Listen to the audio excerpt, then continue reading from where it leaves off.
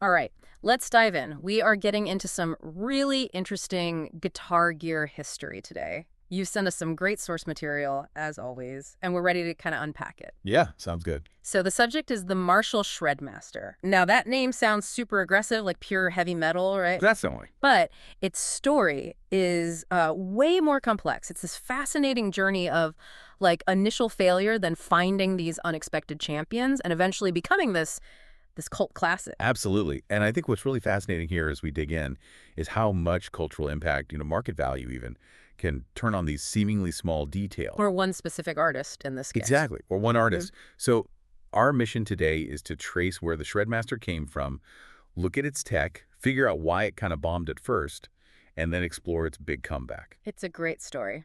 So let's set the scene. We're talking early 1990s. Right. Marshall, I mean, everyone knows Marshall for their amps, right? Those huge, iconic stacks. Yeah.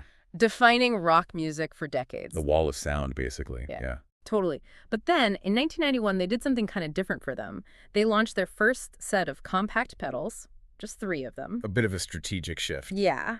And the ShredMaster was one. It came out alongside the DriveMaster, which was basically an updated governor pedal, and the Bluesbreaker, which was like a much lower gain thing. And that move into pedals, well, it was pretty significant for Marshall, wasn't it? I mean, their whole identity was wrapped up in big tube amps. Yeah, exactly. Stomp boxes were new territory. It was them trying to bottle that famous Marshall sound, but for players who needed something smaller, more portable. The whole amp in a box idea. Precisely.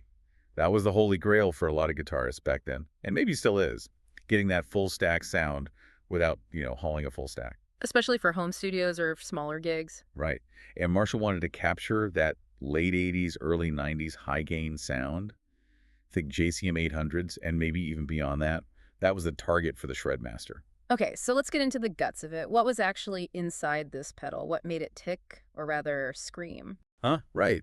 Well, when you look at the controls, it was actually pretty sophisticated for the time. More than just gain and volume. Yeah, you had your gain knob, obviously, taking you from like a chunky rhythm crunch all the way to really saturated lead tones. But then it had this powerful 3-band EQ. Bass, treble, and Conflict. Yeah, bass, treble, and that contour knob. And the contour is kind of the secret weapon. Okay, tell us about that. Well, unlike a simple tone knob, contour lets you really shape the mids. You could dial in that classic scooped mid sound. Ah, the metal sound of the era. Pretty much. Pushing the bass and treble forward, giving it that aggressive, heavy sound. And this wasn't just a random feature, No, it was Marshall's direct shot at the competition.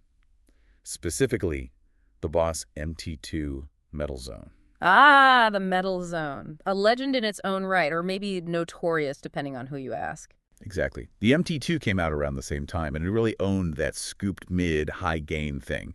So the ShredMaster's tone was generally tighter, maybe more compressed than the other Marshall pedals like the Bluesbreaker. It was built for that heavier sound. Right. So it had the Marshall name, this cool EQ. Yeah. Sounds like a winner, doesn't it? You think so? But here's the twist. Despite all that, its first run was really short. It was made in the UK, solid metal box, seemed built to last. Yeah, quality build. But it was only produced from, what, 91 to 92? Something like that, yeah. Officially discontinued sometime in the mid-90s. Just a really short lifespan initially. So why? Why did it just fizzle out back then? Well, the main culprit, as we kind of touched on, was the Boss MT2. The metal zone just completely overshadowed it. It was just everywhere. It was everywhere. Boss had better marketing, wider distribution, and crucially, it was perceived as having more gain, like way more gain. And in the early 90s, more gain was often seen as better, right? Yeah, absolutely. Especially for younger players getting into heavier styles. Yeah. You walk into a store, see that bright orange MT2, it just screamed metal. The ShredMaster, maybe a bit more subtle, a bit more amp-like. It just got lost in the noise. It really did. It's a classic story of market timing and perception. The MT2 won that first battle, hands down. The ShredMaster became, well, kind of obscure for a while. An underdog waiting in the wings. Exactly. Just waiting. Okay, but hold on, because this is where the story gets really good. The underdog makes a comeback. It sure does. Fast forward maybe 10, 15 years, so the 2000s into the 2010s.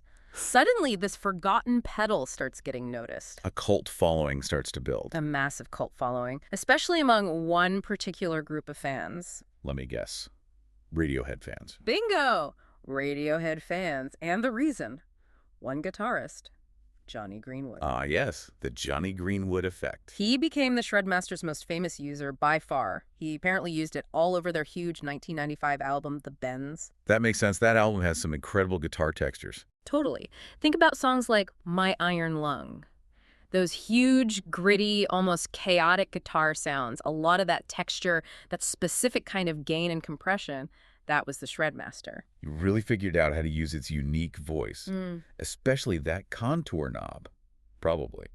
Not just for brutal gain, but for sculpting these really interesting kind of unorthodox sounds. And that connection, Johnny Greenwood using this relatively obscure pedal, it just blew up. It totally changed the narrative. I mean, you had other cool players using it a bit, like Kevin Shields maybe, Graham Coxon from Blur. Yeah, they dabbled. But Greenwood defined it for a whole generation. His use single-handedly pulled it out of obscurity and made it legendary. It's amazing how powerful that artist connection can be in the gear world, isn't it? Oh, absolutely. One influential artist, especially one known for being innovative like Greenwood, can completely rewrite a product's history. Suddenly, it wasn't just an old pedal. It was the sound on the bends. And then the internet gear forums just ran with it, right? Oh, yeah. Radiohead forums, gear nerd sites. Everyone started talking about the ShredMaster. How do I get Johnny's sound? The answer often pointed back to this discontinued Marshall pedal. Which must have done crazy things to the used prices. Absolutely wild. Demand just shot through the roof. Originals, which you could probably find for next to nothing before, suddenly they're fetching serious money. But like, how much are we talking? Easily $400, $500, sometimes even $600 or more on the used market. Wow, for a pedal that originally flopped. Exactly. Often 10 times its original price. People weren't just buying a distortion pedal, they were buying a piece of that Radiohead mystique, you know? A shortcut to that specific iconic tone.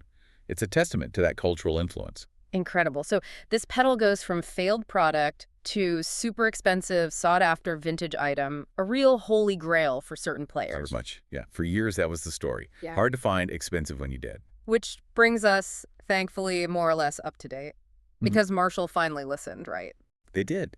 After years of fans asking and seeing those vintage prices climb, Marshall gave the ShredMaster its redemption moment. The reissue. The reissue. In 2023, they brought it back as part of their vintage reissue series, alongside the DriveMaster and the Bluesbreaker, actually. Bringing the original band back together. Exactly.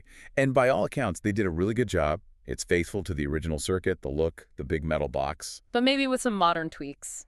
Better power jack, maybe. Yeah, updated for modern reliability, standard power input, probably a better foot switch. Things you'd want on a modern pedal board. Sure. So great news for players who wanted that sound but couldn't stomach the vintage prices. Yeah, it makes that sound accessible again. It's interesting, though, comparing its reissue launch to, say, the Bluesbreaker reissue. Right. The Bluesbreaker reissue flew off the shelves instantly. The whole John Mayer factor drove insane demand. Everyone wants that tone now. Yeah. The ShredMaster reissue, while definitely popular, seems to have been a bit easier to actually buy. It didn't vanish quite as fast. Which maybe says something about the difference between a cult following and, like, mainstream guitar hero worship. Could be. It highlights that artist association is key, but the type of association matters too. Still, the main thing is, this once rare pedal is back on the market for regular players. Yeah, the journey's complete, in a way. It really is. You look at the whole arc. Initial commercial flop, completely overshadowed, then rescued from obscurity by this iconic artist, becomes a cult legend, drives vintage prices sky high, and finally gets a faithful reissue from the original company. It's kind of a perfect story about second chances in the gear world. And the power of a unique sound finding its champion. Definitely. It shows how a product's real value isn't always obvious at launch. Sometimes it takes time and the right context for it to be fully appreciated. What a ride for one little metal box. From being ignored in 1991, swamped by the competition, to finding its perfect voice through Johnny Greenwood's creativity, and finally getting the nod from Marshall with the reissue. It really cements its place, doesn't it? Yeah, the Marshall ShredMaster, it's just one of those great gear stories that reminds you, impact isn't always immediate. Sometimes greatness just needs the right player and the right moment to shine. That scooped EQ, that specific Marshall crunch, it earned its spot in alt-rock history. And I think that leaves us with a really interesting thought for you, the listener. It kind of makes you wonder, right? How many other underdogs are out there? Good question. Yeah, in gear or technology or art, Hmm. things just waiting for their moment or waiting for that one artist or user to unlock what makes them special. It kind of encourages you to look beyond just the best sellers, maybe dig a little deeper and see what hidden gems you might find. Innovation doesn't always come from the most obvious places,